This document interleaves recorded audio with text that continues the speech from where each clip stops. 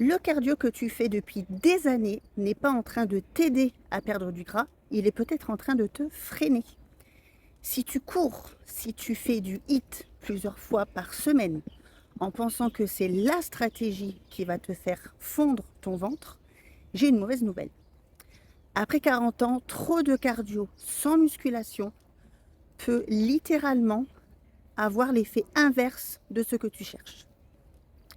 Moi, c'est Lorraine, je suis coach spécialisée dans la recomposition corporelle pour les femmes après 40 ans et je vais aujourd'hui t'expliquer pourquoi la musculation et pas le cardio est l'exercice le plus rentable pour ton corps après 40 ans et comment commencer même si tu n'en as jamais fait de ta vie.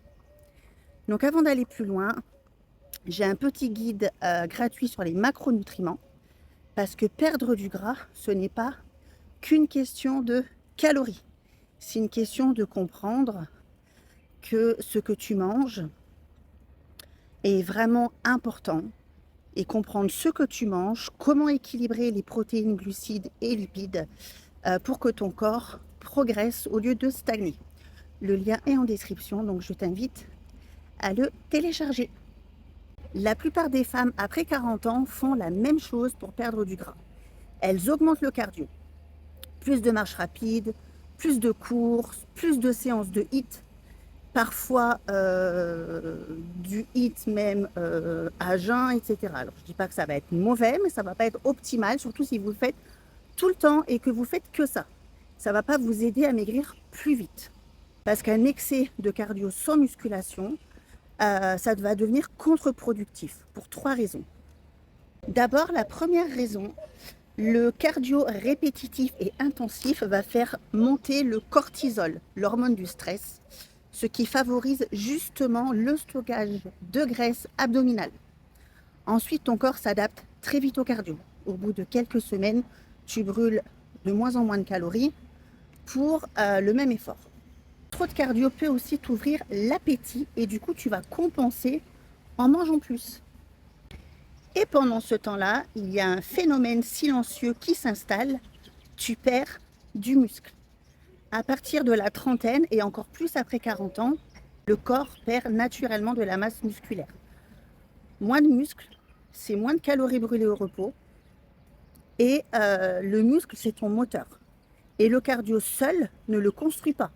Il peut même te faire de la fonte musculaire si c'est trop intense et que tes apports ne sont pas également cohérents avec ce que tu fais. Donc voilà ce qui marche réellement après 40 ans, c'est la musculation. La musculation, ça devient la priorité. Le cardio va être un complément, mais pas la base. Avec la musculation, tout simplement, tu vas développer ta masse musculaire, tu vas faire ce qu'on appelle une recomposition corporelle ou un remodelage corporel sur la durée, justement. Et 1 kg de muscle brûle environ 3 fois plus de calories au repos qu'1 kg de graisse. Donc plus tu as du muscle, plus tu brûles de calories même au repos. Ton métabolisme va être plus actif. Et également, ça va maintenir ta structure osseuse, par exemple. Et non, tu ne vas pas devenir trop musclé parce que tu fais de la musculation. Ça, c'est complètement infondé, c'est complètement faux. Les femmes produisent naturellement moins de testostérone qu'un homme. Donc la musculation chez une femme ne va pas te faire te transformer en mode bodybuilder. Mais surtout, pourquoi est-ce qu'après 40 ans, la musculation est si importante? Parce que tout simplement, après 40 ans, ton métabolisme ralentit naturellement parce que tu vas perdre de la masse musculaire. Donc, qui dit moins de masse musculaire, dit métabolisme ralenti, dit justement, souvent, tu observes que tu n'as pas changé ton alimentation ou ta manière de faire et justement, tu vas stocker plus. Parce que tout simplement, tu perds de la masse musculaire, donc ton métabolisme ralentit, donc tu stockes plus de graisse. Donc, voilà concrètement ce que tu peux faire.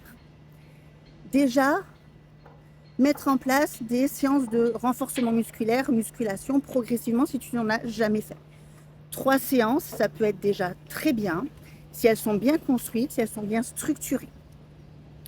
Ensuite, construis chaque séance autour des exercices de base. Donc par exemple du squat, alors pas forcément à la barre, ça peut être avec haltère, de la presse, des fentes. N'oublie pas de travailler le dos, les épaules, les triceps aussi. Souvent, on me dit j'ai un relâchement au niveau de sous le bras, donc le fameux triceps.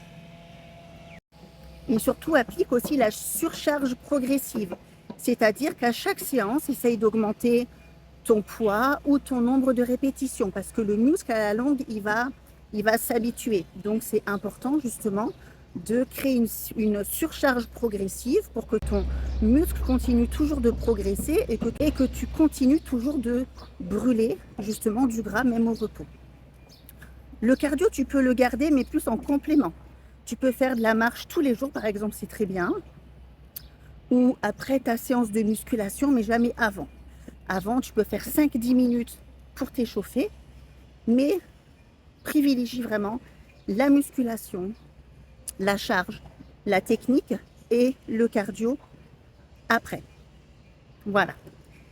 Si tu veux comprendre justement l'impact du cortisol sur ton stockage donc abdominal, donc au niveau du ventre, je t'invite à regarder la vidéo juste après. Et en attendant, si cette vidéo t'a plu et t'a apporté quelque chose, n'hésite pas à laisser un petit commentaire, à partager, à t'abonner. Voilà. Et je te dis à la prochaine.